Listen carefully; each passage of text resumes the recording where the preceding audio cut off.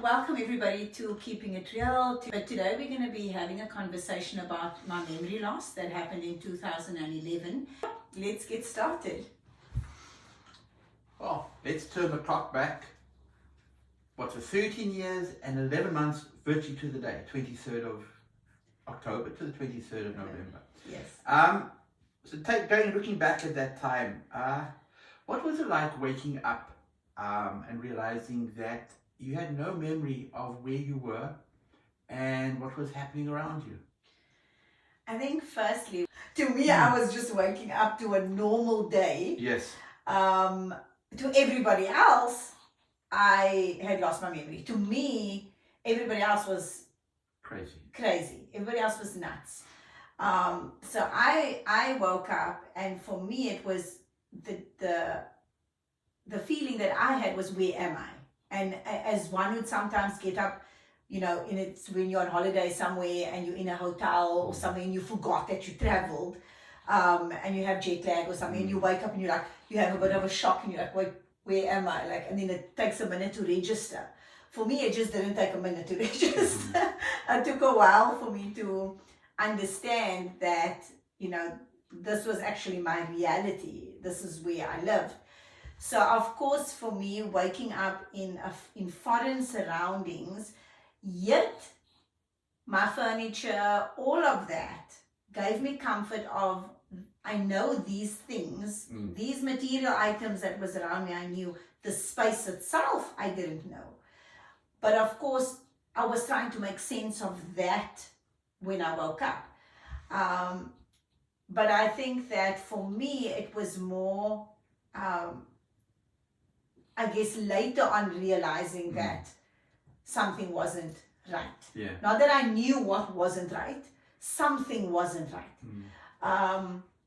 So I think that was unsettling to me at first, but I thought, well, maybe I'm dreaming, I'm going to wake up. I know you said at the time that what confused you was the ceiling. The ceiling did not look familiar. Yeah, because, I even till today, I remember there was 12 slates, those beams across. And I remember lying in bed and going, this is my bed.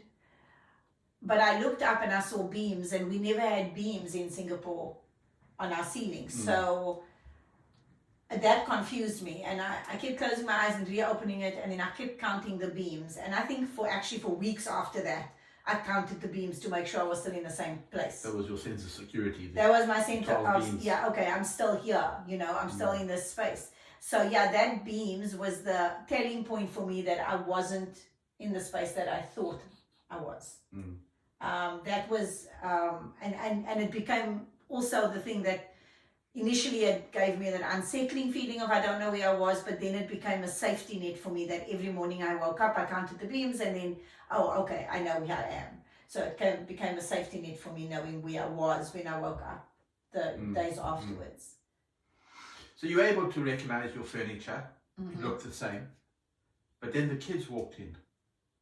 They did not look the same. Yeah, I think for me, I know the morning that I woke up, a couple of things obviously happened. First you had already gone. And that you had gone to school. Yeah, I woke up early hours of that morning. Yes. And I went around the house because obviously I was like, I don't know where I am. You were sleeping next to me. I woke up like I was a crook in my own house, like I was going to steal stuff from my house, because I was literally like going so slowly, opening the door, looking like around the door. And I felt almost like I was in this dream that I wanted to know what's going to happen next. And so that's how I went. And I remember you coming down, and I was sitting in what was my study or office in the house. And I was sitting on the chair, on our lazy boy chair. Because just before you came in, I was literally looking at my curtains and going, why do I have these curtains in the study? It made no sense. That's what my study didn't have curtains, it had blinds. So I was smelling the curtains and I was like, no, this is my curtains, but I don't know why I've got it here. And I remember you walking in and going, are you okay? And he's like, and I said to you, no, where are we? And you said, do you not know where we are? And I said, no, where are we? I don't know where we are. And you said to me, we're in Johannesburg. We're in our house. And I said, but this is not our house. And Why would we be in Johannesburg? But you thought I was still delirious. And you thought maybe it was the medication. So you had the medication to have the procedure, then they'd give you pain tablets and something to sleep. So I just took it that you've had all this medication, your brain is just wandering all over the place. Let's get you back to bed and sleep it off. Yeah. But when I did wake up in the morning and you had gone to work, I got up and I was like, oh, shoot, I'm still in this thing, in this same space. And I remember, and then, my phone was ringing next to me. But to me, I mean, I never knew about the iPhone at that point. I had one, didn't know it was an iPhone because all I remembered was in Singapore I had an iPod. Yes. That looked very much the same as the iPhone. And all I know, the phone was ringing and I looked at it and I thought, is this an alarm? What is this going off? And then I saw written there, slide to answer. And I thought, okay. And I slid it and I looked at my phone and I heard your voice on the other side saying hello, and I was saying hello, but I wasn't registering that it needed to go to my ear. I was just very confused. And all I remember from that conversation was you saying, I'm coming home, don't go anywhere. But I just remember in my head thinking, where am I going to go? I have no idea where I'm at. And then Liza walked in, who was our helper from Zimbabwe, and when I just remember getting the fright of my life because, we had Gianni from Indonesia who worked with us in Singapore. And Liza walks in and she opens up the door and she goes, and I don't know if you called her or what happened or why she came to check on me. But she came in and she was like, morning, ma'am. And I was like, I could not move. I was so shocked. And I looked at her and I said, who are you? And she said, it's me, it's Liza. And I was like, and obviously she knew me. I had no idea who she was. Poor person. And I just felt so bad. And she, now when I look back and I remember, Liza's face looking at me so shocked, like, how do you not know me? And she said to me, ma'am, I'm going to call Hisham. And I just thought, okay. And Hisham walked in, and very fortunately, I think Hisham had not grown much. No, he'd stayed much the same. Yeah, so I was so grateful that it was him that came into that room. Because I think had it been Tashrika or Amir, I would probably have freaked out. I think it being Hisham was a real gift for me in that moment because he had not grown much. And he was so cute. He was like, Mommy, Lay, I'm going to put on Law and Order for you. You like Law and Order. And I was like, you're going to put on Law and Order? And at that point, I didn't even know why I'm watching Law and Order. I mean, we were watching Law and Order in Singapore. So it was the weirdest thing, that we were watching Law and Order. And I was like, okay. We only started watching and then he said, I'm going to make you coffee. And I was like, okay. And I laid there. But I mean, that's a sum total of what I remember of that day. I think that day was very traumatic for me after that. I think that I just remember. And then the next thing I remember was us being at the hospital and then me getting really upset because I think you were trying to see how much memory I lost. And you asked me about somebody that passed away and I didn't know. And that freaked me out. And then, they had me on a drip and whatever. And I just remember I was just very anxious. I became very, very anxious because I didn't know what was going on. So I think that was really, for me, that was my memory of suddenly realizing something's wrong, something's not right here, was when that happened. Yeah. So we went to a whole range of doctors and medical tests. But at the end, you sort of came to the realization that Singapore's where you were, memory-wise. Our move to the US, you could not remember. From the US to Port Elizabeth, you could not remember. Our businesses in Port Elizabeth, you could not remember. Yeah, and now you're in Johannesburg. How did that make you feel?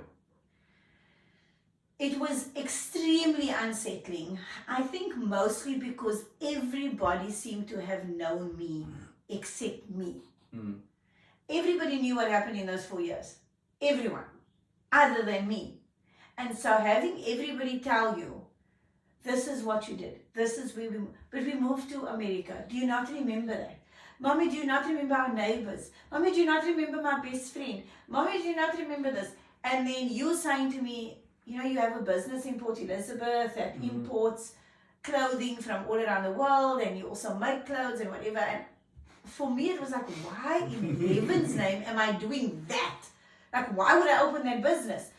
I was like, there were things that had happened in that 4 years that I could not make sense of in my head, because it wasn't things that I could see myself doing or understood why I was even doing the things that I was doing.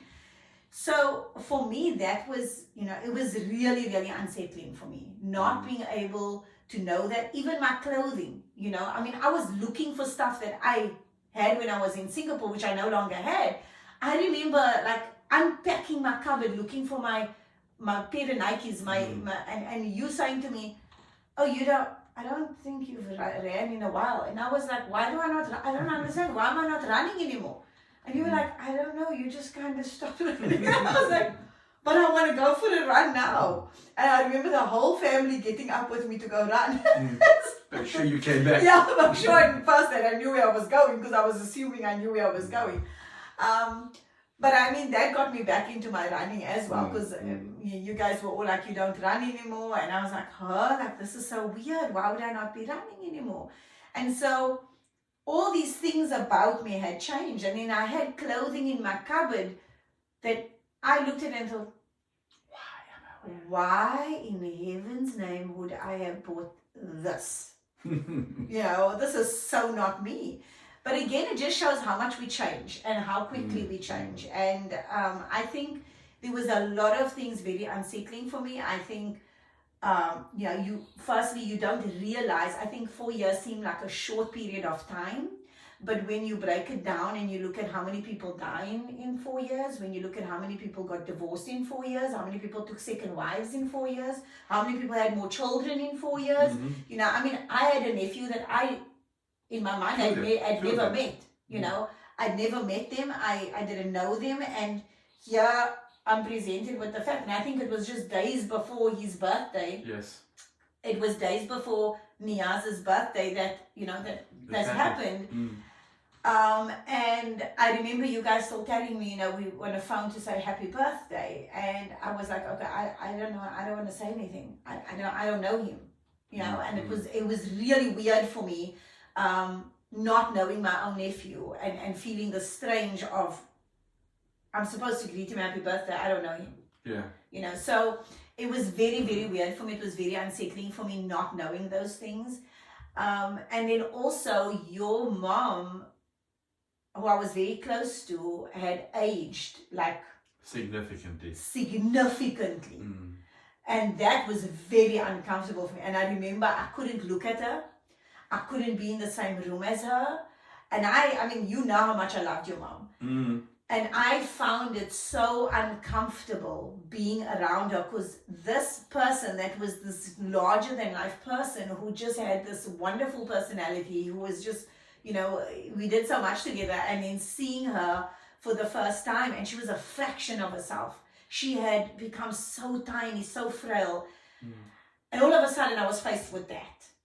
And I didn't know, and I remember your mom calling me into the room the one day, and she said, I don't know if I did anything wrong, but I noticed that you're not really talking to me, and you're not really speaking to me. And I remember, and I said, and I felt so bad, and I said to her, no, it's not anything you did, it's just that it's just so strange. I feel like I haven't been there for you while you were sick, and you've become so frail, and I wasn't there during that time.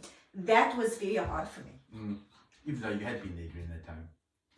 Yeah. But in my brain I was. But you spoke about the kids asking you about their friends, and do you remember this, do you remember that?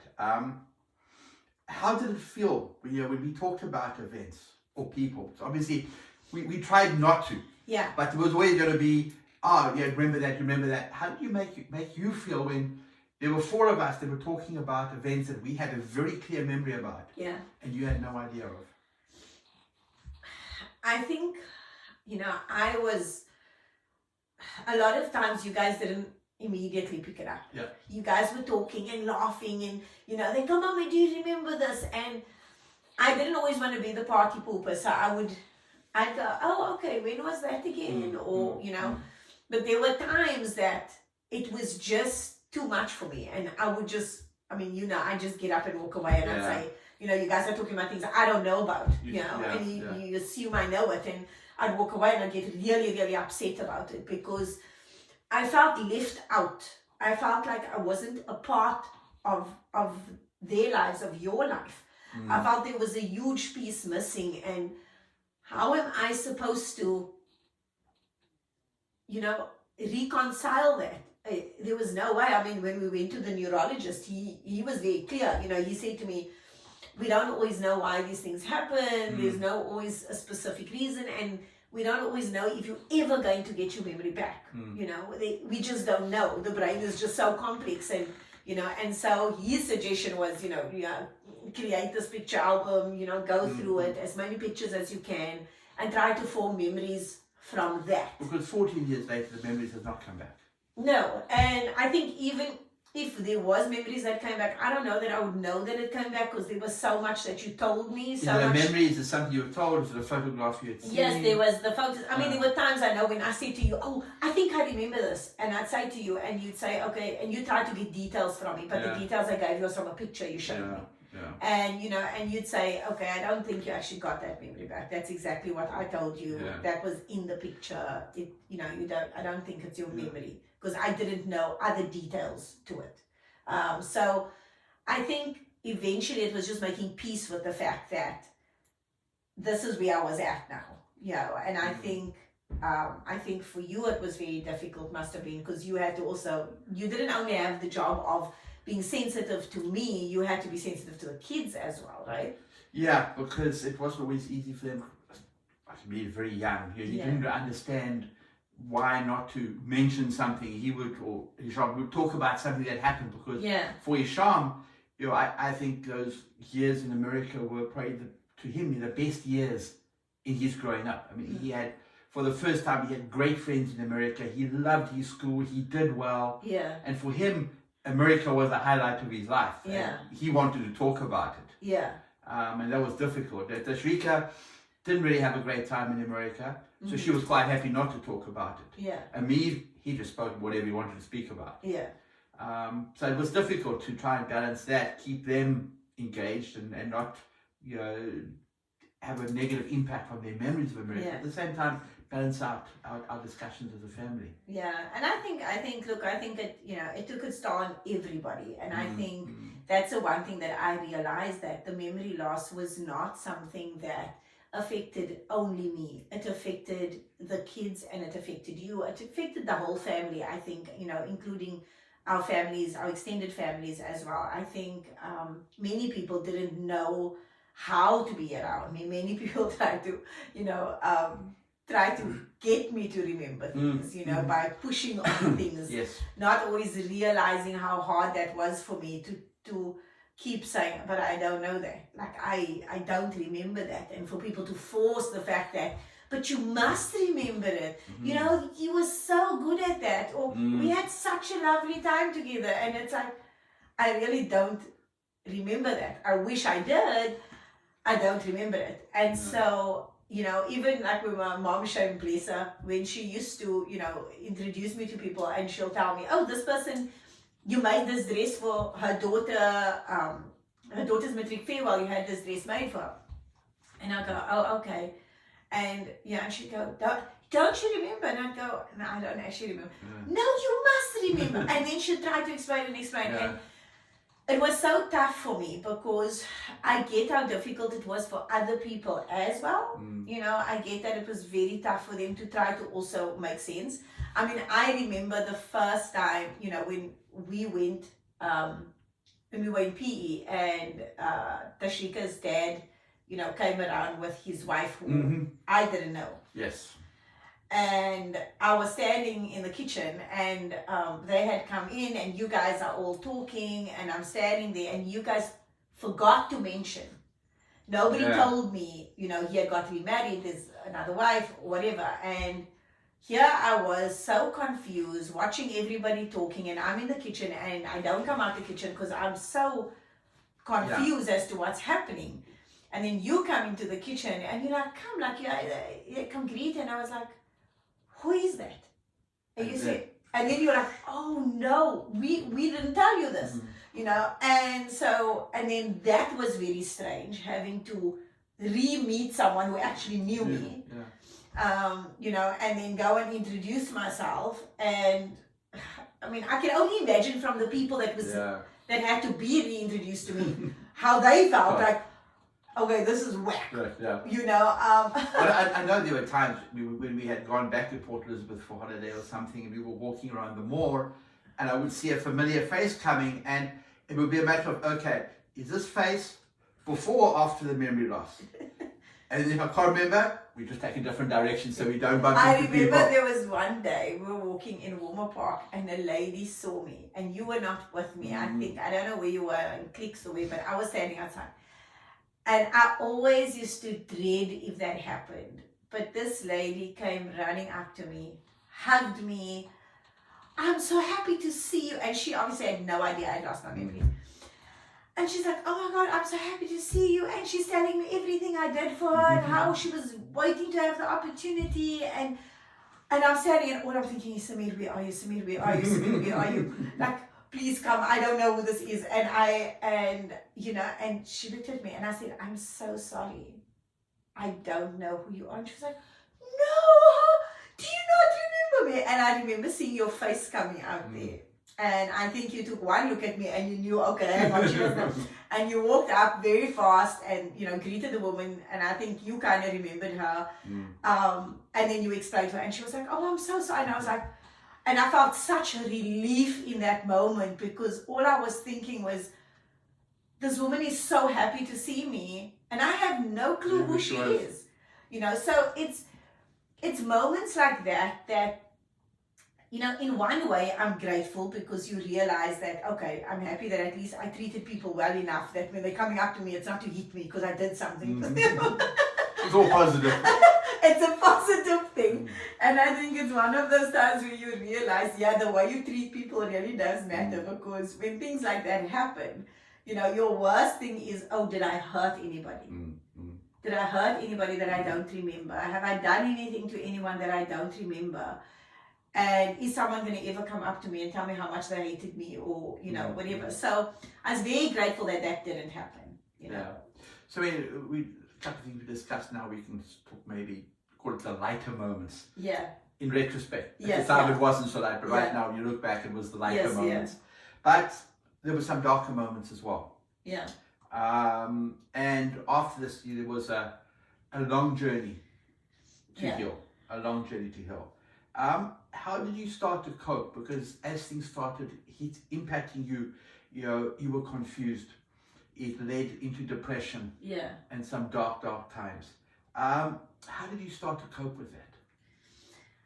I think firstly, for people to understand, when you're talking darker times, you know, everybody's life went on. You went to work, the kids went to school. I was left at home in a house I didn't know, with a helper I didn't know, with things in my cupboard that was unfamiliar to me. So every day, the kids would go to school. Every day I'd sit on the floor of the bathroom, look around and cry. And there was a crack. I sat in the bathroom, and our bathroom was an open bathroom, and and there was a crack on the wall in the bathroom, a small crack. And I'd watch that crack. Like, I keep looking at the crack every time. And then I started noticing all the cracks. And then I started noticing where there was problems in the bathroom. But that was my daily routine. The kids would come home. I'd shower just before they got home, so they wouldn't know how I felt. You know, put my little mask on with my smile on to welcome them home. And some days I had good days, and some days not so good days. They'd come home and find me in bed, and I was still laying, and, you know, and I wasn't feeling great. And there were other days that I could pretend really well, and I could put on my little act and get on my stage and just perform. But there were a lot of days that I couldn't. There was a lot of days that they'd come and sit on the bed and talk to me and that kind of thing. But it was very difficult. You know, I think in our marriage, I remember one specific day. I don't know what happened. Something had to get fixed. I don't know, was it the pool where we were living or what? And you were trying to fix it on your own. And I said to you, why are you fixing it? The landlord must fix the pool. We don't fix the pool. And you said, it's fine. It's just a small thing. I'm just going to. And I said, no. Since when are you like this? You were never like this. And you were like, it's okay. And I was like, no, it's not okay. Of course, it was my own stuff, my own feelings of not knowing you, or not knowing you how you were now versus how you were before, and all the things that I didn't remember of you that was obviously getting to me, and that stupid thing of you just seeing to something in the pool, triggered me. And I blew up at you, and I was just like, you are not the person that I married, and I went berserk. And then I remember I ran somewhere, and I hid somewhere. I don't know, I was behind a gate somewhere, and I was sitting behind the gate crying, and I just now heard everybody looking for me. I literally heard like Tashika, Hisham, everybody going and looking to see where did I go, but I was just hiding behind this gate. And I was just sitting there crying, and I just felt like, I don't know, in that moment, I felt in that moment that was like my darkest moment, because that was the moment that I thought, I don't know what I'm doing here.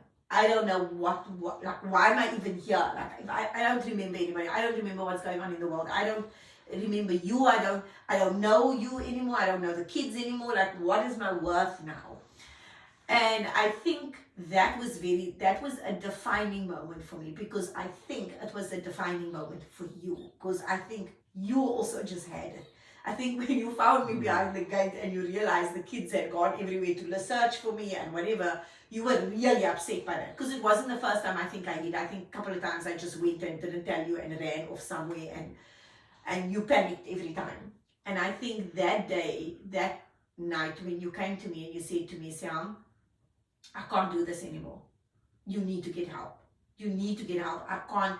I don't know that our marriage can survive this, because your kids literally went out looking for you. Do you know how scared we all were?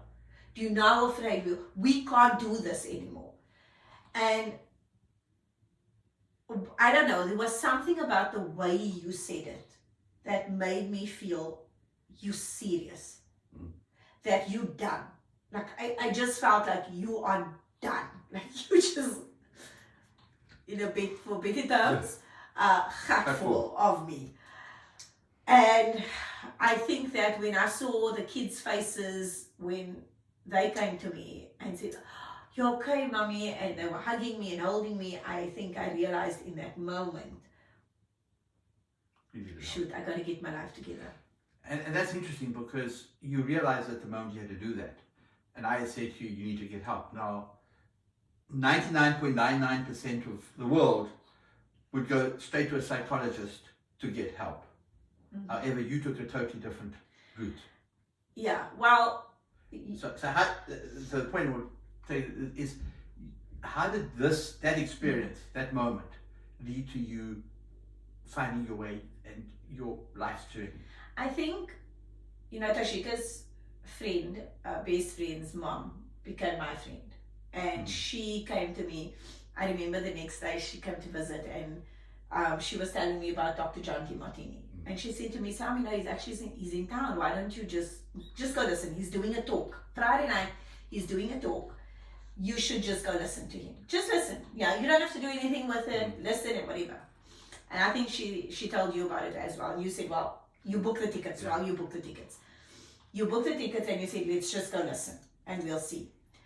And we went to the talk, and I thought, okay, it was a really amazing talk. And, he was doing this breakthrough experience that weekend. And you said, let me sign you up for it. And I said, I don't know that I'm ready. And we went to talk to him afterwards. And we were speaking to him and all of that. And he said, well, the breakthrough experience happened the next day. And I said to you, no, I don't think I'm ready to do it this time. I don't think I'm ready yet. But he was coming back, I think like in 2 months' time or something, he was coming back for another breakthrough experience. And then we booked for that one. And I was nervous as hell that day going. I didn't know what it was about. I had no idea what I was getting myself in for. And I remember getting there, and I wasn't there half an hour, and I called you to fetch me. because, Dr. DiMartini gave me a really hard time in the room. And I was like, I can't do this. And I phoned you and I said, come fetch me. And you were like, you've only been there half an hour. And I was like, yeah, but you don't know how horrible he was to me. And he was so rude. And you were like, okay, I get that. But Sam, at least stay until lunchtime. If you want to come home, then I will fetch you, I will pick you up, but you've got to give it a chance. And I remember Dr. DiMartini coming out of the room, and Emil worked for him at that time. And Emil said, he came to Emil and he said, if she wants the money back, give it back. And Emil sat with me, and he was obviously devil's advocate. He was the angel in that scenario, and he sat with me, and he was like, I know this is hard. It will get better. I promise you, things are going to work out for you. Like, just give it a chance and whatever. But I remember even getting back into the room, John was not easy on me. He made it very difficult for me. And, but after that weekend, and I remember he asked me a question. He asked me, why was I here? And I said, because I lost my memory. And he said, no, that's not why you're here. And that was the question that irritated me. Because I kept saying, but I don't know then why I'm here, because that's why I'm here. I'm here because I lost my memory. And he said, no. What is it that you are afraid of? And I said, I'm afraid of getting my memory back. And then I said, no, sorry. I mean, I'm afraid of not getting my memory. And he said, no, you're afraid of getting your memory back. And I looked at him and I said, no, why would I be afraid? I want my memory back. I'm afraid of not getting. And he said, nope, the first thing that came out of your mouth, that is what you're working on today. That's your fear. And we need to figure out where that fear came from. And the thing was that I had a small piece of a memory in my brain that was there that I never wanted to speak to you about, that I was too scared to ask you about because I didn't know what it meant. And that little piece of memory was me sitting at a desk in a study, and all I could remember was seeing you standing at the door frame, holding something in your hand. I don't know what it was. Holding something in your hand.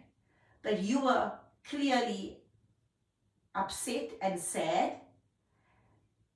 And even in that memory, I could feel myself feeling really sad. Now, I had no context to that. Zero context to that. I didn't know what happened before, I didn't know what happened after, I didn't know what happened during. That's the picture I had in my head. So, of course, with my background and everything that's happened in my childhood, the first thing I thought was, oh, you were leaving me. Maybe that's why I don't want to get my memory back. Maybe something had happened then. Maybe, you found someone else and I was upset and I was crying, and maybe what you had in your hand was your bag, your suitcase or whatever. That was all the 100 things that went through my head for that one little picture. That's what went through my head. Having to work through that fear. And until today, I still think, how is it possible that that one thing could have stood in my way for so long? Like that one little thing was standing in my way of everything. Because I didn't know what that meant. And,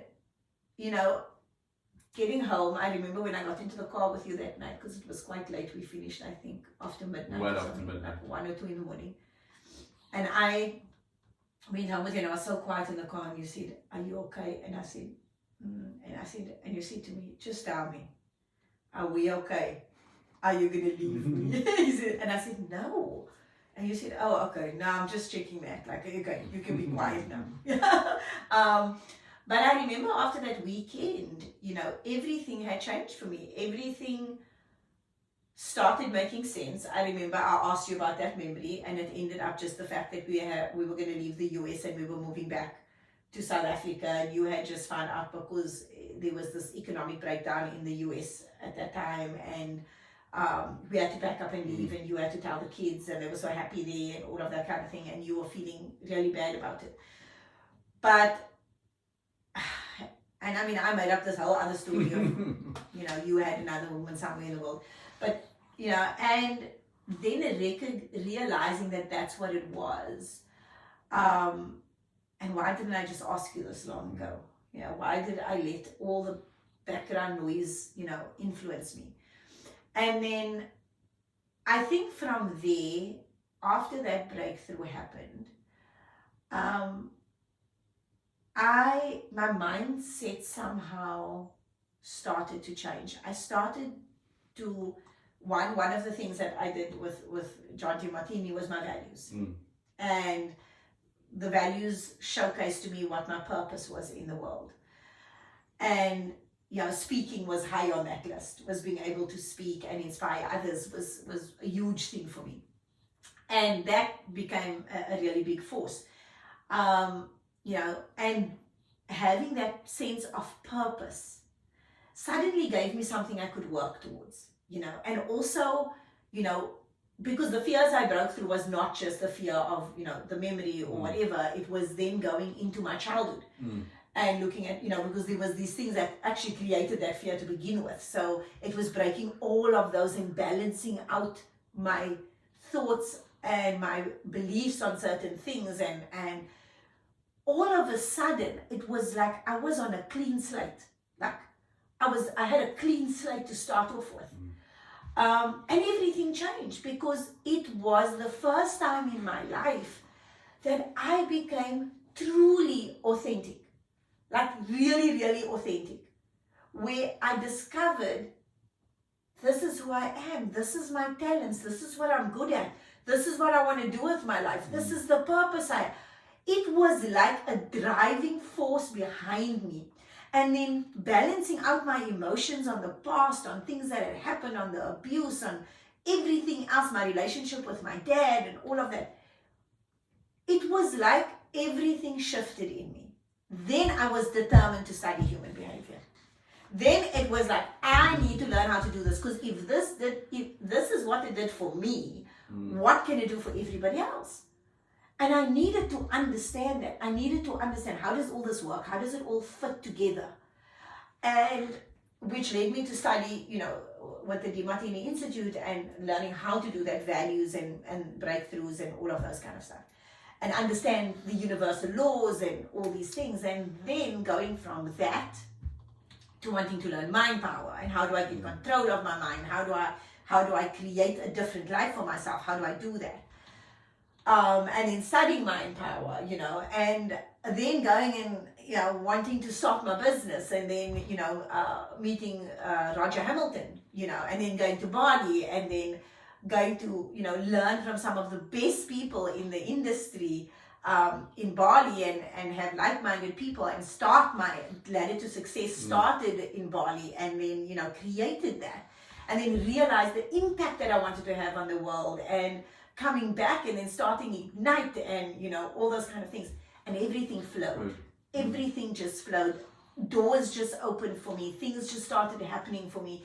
Everything that I wanted to do with my life, that purpose became a driving force to me. And discovering who I truly was underneath all the layers of fears and abuse and anger and resentment and jealousy and all these things, there was me. And till today, I truly believe if that did not happen, if I did not do that, I would not be the person I am today.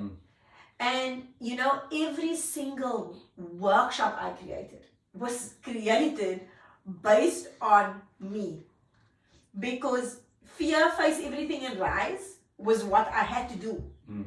I put everything into that workshop according to what helped me get out of the hole that I dug for myself. When I did the 360 life, it was balancing out my life. How did I get to balance out my relationships, my family, my career, everything? It was learning how to have this wholesome life, this full balanced life. 360 retreat, that's what that was for. When I did the inspired life, it was to give back, to raise funds, for people that needed it, and be able to create events where I could do those kind of things. When I did team dynamics, it was because when I did my profile, getting to know myself, understanding myself, learning talent dynamics profiling, being able to help profile not just me but even you, it made a huge difference to you, to the kids, being able to see it, also to be able to see as a family what our profile was. That was just phenomenal to me. And then being able to teach that to others and to showcase how people can use their strengths and not push it aside, and not do this old school thing that we learned about turning your weaknesses into strengths and working hard on your weaknesses until you get better at it, and rather just using your strengths that you already have. It's the gifts that you've been given, the talents that has been molded within you through your experiences, through your life. And so being able to do that and be able to go into businesses and help teams to discover their strengths and utilize them.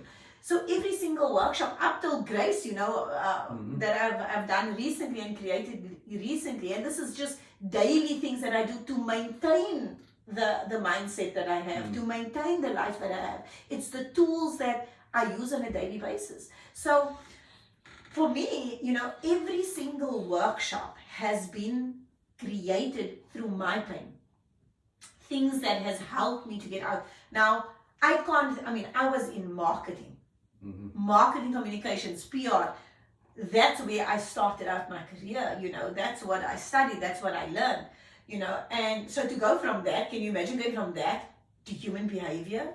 It was like this very different ways of life, to totally different pathways, but for me, I guess that's the beauty of life, right? Nothing is ever happening without a reason. There's nothing in our life, and I remember John saying this, and it stuck with me ever since. Nothing is in your way, everything is on your way. Nothing is in your way. And I have carried those words with me, and I've always used it in my life, that this is not something that's going to stand in my way. This is just on my way to the life that I want. This is just on my way. And so it has totally changed my mindset. Helped me to show up as my authentic self, helped me to have authentic relationships, even with my dad. Before I was trying so hard to still be this good daughter, even though I wasn't feeling it. It wasn't real, it was quite fake. I then got to have an authentic relationship with him based on who I was and what I wanted. And so it was no longer me trying so hard, it was me accepting him as he was, and him accepting me as I was, and us being able to have a relationship that we both knew was never going to be this explosive, loving father-daughter relationship, but we were both comfortable with that relationship. We were both okay with that relationship. And for me, that was so freeing, being able to not put on the mask anymore, not act anymore, be who I am and show up as I am, whether people liked it or didn't like it. And to be able to tell my truth, to be able to be honest with, this is how I feel about something, and it's okay, I'm allowed to feel this way. I'm not hurting anybody else with what I'm feeling, and also to share my story and to share, the abuse, which was very hard for me to do. It wasn't easy. It took me a very long time to share. I think I wrote my first article on my abuse, but it took me about 8-9 months before I even put it out there, because it took me a while to be comfortable, to ensure that the intention of me putting it out was to help, was not to hurt anybody else, it was to help and to heal. And that was my intention. And so I needed to make sure that when I put it out, that was the only feeling I had. It wasn't to get back at anybody, it wasn't to hurt anybody. And I was really grateful, because that's how it was received by everybody. Everybody received it in that way. And so I was very grateful that I could do that. But essentially I wouldn't be who I am today if that didn't happen. Yeah. I mean, you've used that in a very, very powerful and positive way. So I guess I would just ask you, what would you say to somebody who has experienced loss, whether it's a loss of a relationship, a loss of a family member, a loss of a memory, a change in life circumstances, which they perceive as a loss. What would you say to them? I think with every loss, there's also gains. But when we're in the loss, we kind of focus on the loss. And I would say to anybody that has gone through any kind of loss, to look at the other side of that loss. To look at what have you also gained from that. Because I don't believe there's anything in life we're given that's one-sided. You never experience all pain without some pleasures. You don't get all pleasure without pain. Both sides of life is always there. It's constantly present. Constantly present. And it's just what we choose to focus on. And what I've learned is what you focus on is what you get more of. So if you focus on pain, you're going to feel more pain and experience more pain. If you focus on the goodness that's out there, the love that's surrounding you, the people, the amazing people, the kindness that's around you, that is also what you get more of. So you got to decide what you're going to focus on. And, gratitude has played a major role in my life. Because gratitude allows me to see both sides. It allows me to see the challenge and be grateful for the challenge and be grateful for what that challenge has taught me, what it has brought to me, how it has changed me, and also grateful for the support I had during the challenge, the people that has been there for me during the challenge, the skill set that I've been given during that challenge. So all of that has helped me. And I think that, that is one thing I'll say to people is never stop being grateful. Because when you can't be grateful for what you have, you're never going to get more of it. You can only get more of something that you're grateful for. So, and I think that anything we are experiencing in life is not happening to us. It is happening for us. And when we can start seeing that, it's not to say we're letting people get away with stuff. It means that we are balancing out our emotions so we don't feel one way or the other. We're not happy about it, we're not sad about it, we're neutral about it. That's the balanced space that we want to be in. We don't want to go around hating everybody. We don't want to go around loving everybody. We just want to go around being neutral so that we live without judgment. That we're looking at things and we can see the bad and we can see the good, and it cancels each other out, and then it becomes just something that has happened. Not something happened, that is going to hold us back in our life, but something that's just happened. And the same goes for positive things. It's not just negative things. If we let the positive also get to us, we build our ego. And then we also we don't see clearly. And we then also go in judgment, and you'll notice it. People start doing well at life and all of a sudden, people are beneath them. Oh, and look what that one's doing, and that one needs to do better, and this one can do better, and oh, this person's not good enough. When you are up here and your ego is so inflated, you're the same way. You lose your sense of humility. You lose your sense of humanity because, oh no, I'm doing awesome now, and the whole world now needs to do awesome with me. And we can no longer empathize, and we no longer have compassion for other people. So it's been able to look at it and realize both sides of life, if you stay in it, if you are going to be this, person that just is, I'm all that and nobody is greater than me and I'm the best and I'm this and I'm that. And if you're the person that I suck and life sucks and I'm useless and I'm whatever, both sides is unbalanced. If you're all positive and our life is beautiful and everything's great and there's a war happening in front of you and you're like, oh my God, it's so positive though. Look at the people helping and you're not seeing the people dying. You see one side of life.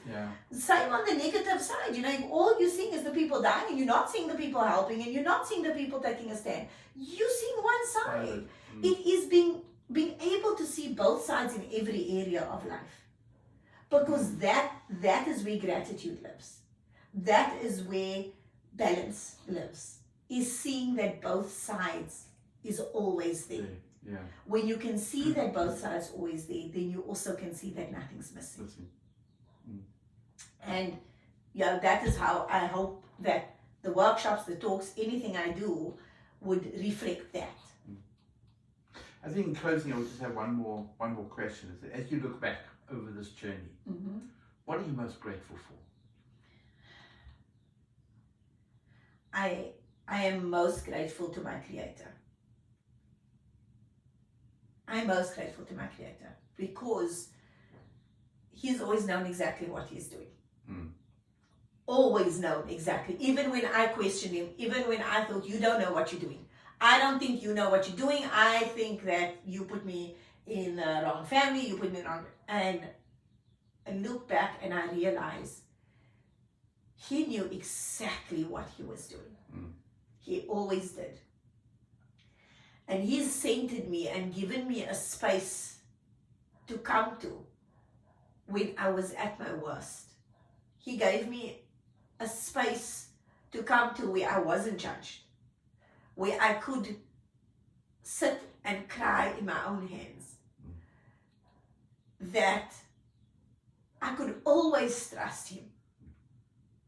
No matter what happens, no matter how many people left me, no matter how many people pushed me away, no matter how many people have said hurtful things to me, having that central force in my life, being able to go to prayer,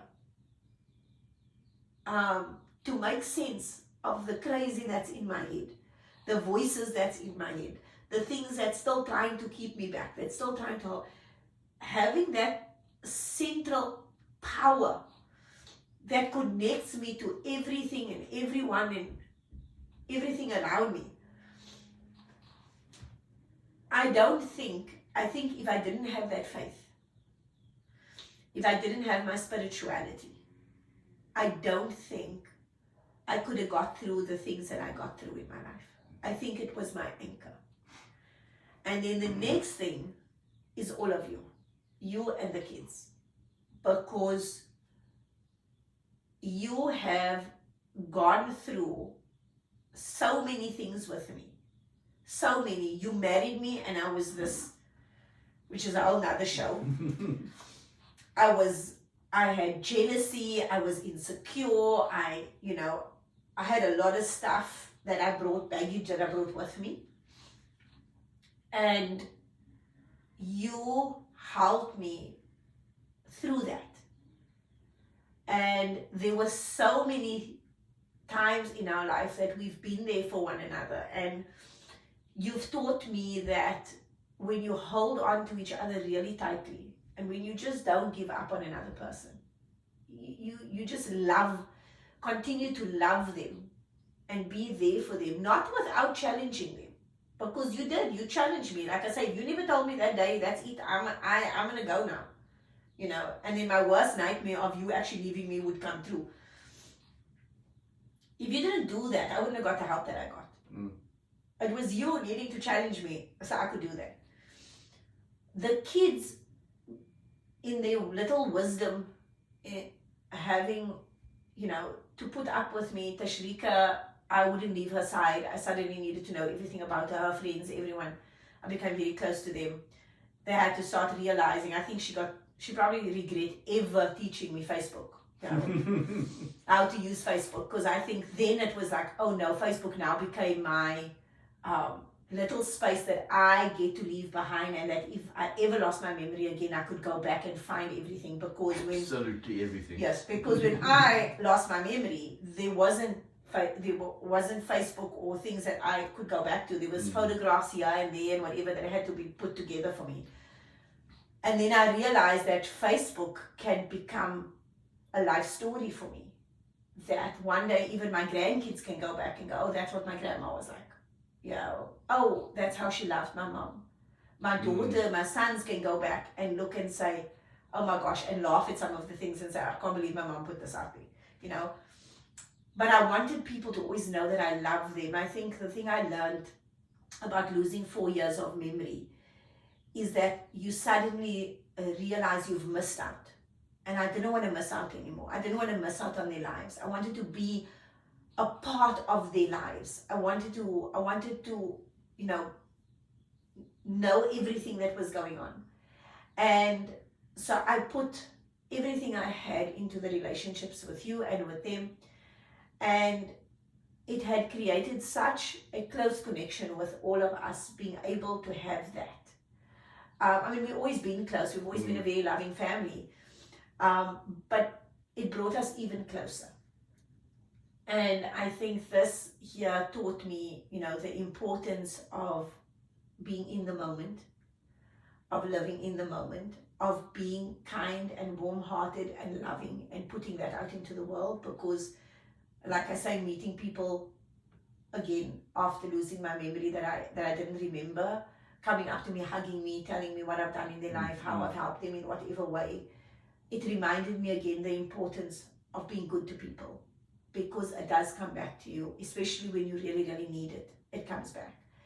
And so I think that my life turned out exactly the way it's supposed to. But I am extremely grateful to you and to the kids, and to Allah for knowing exactly what I needed, and to help me stay on this path, and to help me keep moving forward in times of challenges and difficulty, and being that anchor for me. Thank you.